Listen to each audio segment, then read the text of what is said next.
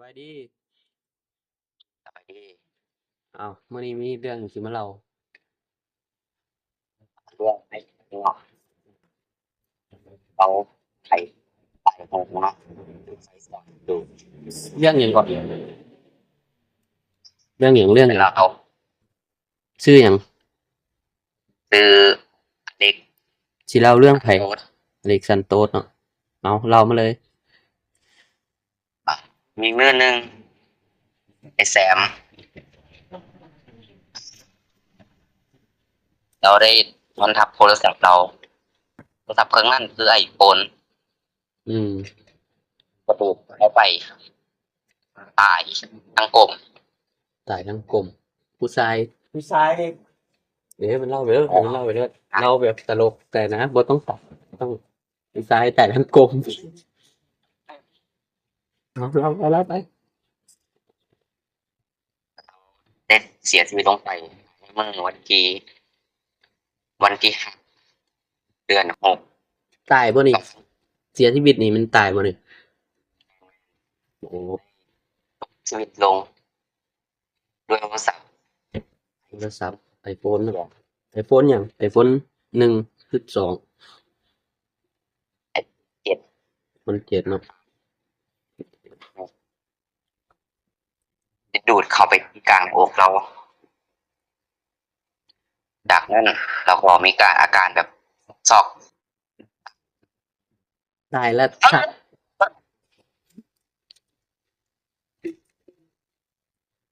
เล่ามาแล้วก็ก่อนเราจะน้องเคยได้เล่าว่าเราเดินตัวยางผ่านหน้าห้องคนที่ซื้อแซมได้ยินเสียง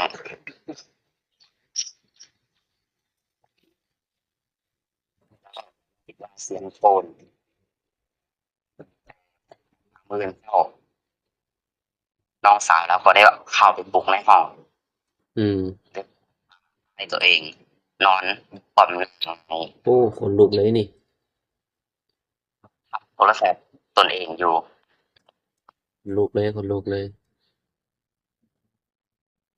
ครับจากนั้น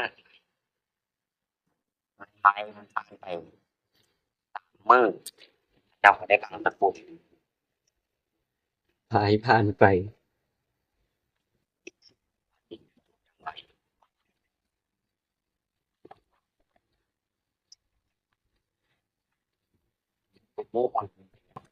เป็นยังไงล่ะ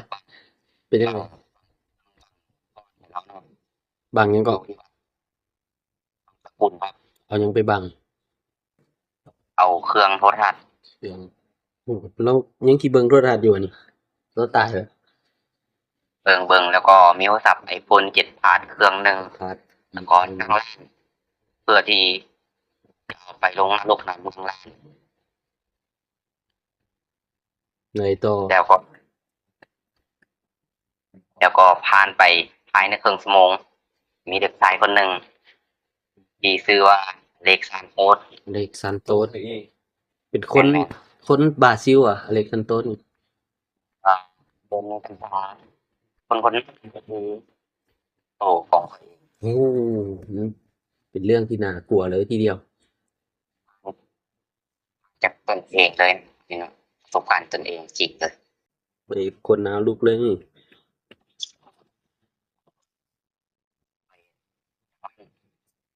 ผมก็ได้ใส่ข่อยออกไปซื้อแป้งชูรสต้องนัวสู้รสเนาะแป้งนัวแตงนัวและสู้รสเฮ็ดจั่งไปกินแล้วเฮ็ดจั่งกินชื่อเฮ็ดจั่งกินหึเออโอ้กินแซ่บบ่เรื่องวุ้ยมวยเลยอ้าวแล้วก็อาหารขี่ที่แปลกออกไปได้วัดหนึ่งวัดแปลกใจโอ้วันนี้บ่เขาเจ้ามาสกุลให้แซมอืมอยากลองไปซื้อแป้งนัวกลับคืนมาแล้ว มันที่อยู่หัวมุมโค้งวัดข้างสามเหลี่ยมทั้งหมด เห็นจะเลยแซมนั่นแลนมาแลนตรงมาหาน้องแล้วเราพอแลนเขาใต้โอ้แล้วมัน เล่นตัดเขาใช่เมื่อเราเป็นเมสซี่เดี๋ยวนี้เล่นตัดเขาใช่เลยยิงเขาสิวะ โตแล้วมันแลนเขาไปในประตูแล้ว อาการเป็นผู้สึกยังไงอาการ ก็คือตึกจานเข้า จันเรื่องอะไร หลวงปู่ในห้องดวงวิญญาณเรามาแล้ว หลวงปู่ เพื่อจะฟังสกุลของเครื่องครับ ของที่เข้าเจ้าบังไปเราเนาะ อืม เด็กชายเด็กชานโต๊ด อเล็กซานโตส ลูก เห็นเรา ลูกครึ่งลูกครึ่งหมดนี่อเล็กซานโตส แมนลูกซึ่ง ครึ่งทั้งไหน พ่อเป็นคนฟิกกา แอฟริกาเนาะแม่เด้ แม่มูนเยส แม่นิวเยสยังไม่ต่อมัน น้องมาเด็กก็ได้เห็นเราเต็มโต เต็ม น้องในเราอะเห็นแบบแลนมาจะแลนเลี้ยวซ้ายไปในประตูเข้าไปแล้ว หึ แต่ว่าหัวคอหันยืดมากเบิ่งฟองยิ้ม เป็นทะลุช่องเข้าไปเลย อายุซ่องเข้าไปเนี่ยติมโบด สิมโบสถ์วัด มี ในวัดเห็นปะ แมนในวัดที่มีไอ้โล่นอยู่หลายคนไอ้โตโอ้หลังจากนั้นน้องคนที่ซื้อเหล็กก็จะกลับบ้านไปเห็นครั้งที่สองย่างเอารอบนี้ย่างแฮนตีนไก่อยู่มองเสด็จคนนั้นดีใจว่ามันไข่มันยังคนเดียวเกือบพาโบใส่ อืม ทีละตัวเดียวนะพอกแป้ง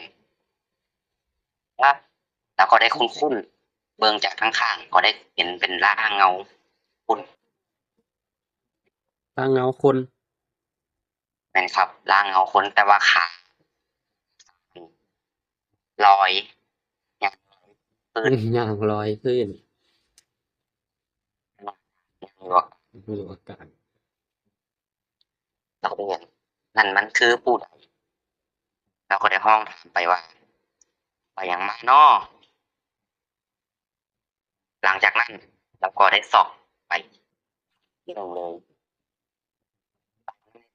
เราไปทำเครื่องอืม โอ้คนหนาวลุกเลย แล้วน้องคนนั้นก็ได้สอบตาข้างเลย แล้วก็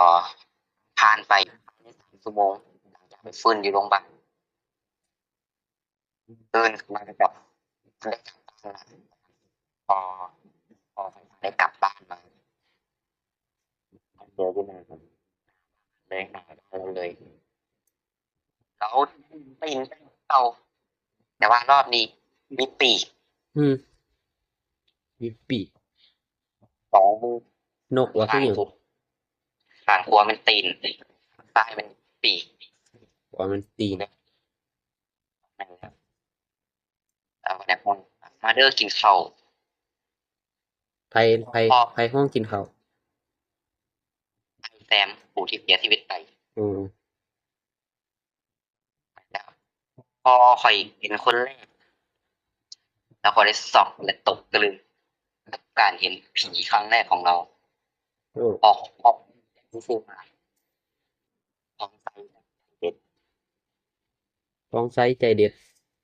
ของใส่ใจเด็ดนามสั้นๆคือบอกเตี้ย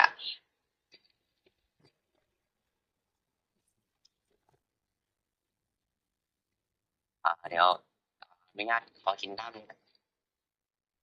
ขอบใจที่โทรเข้ามารายการ The Joke Radio เด้อ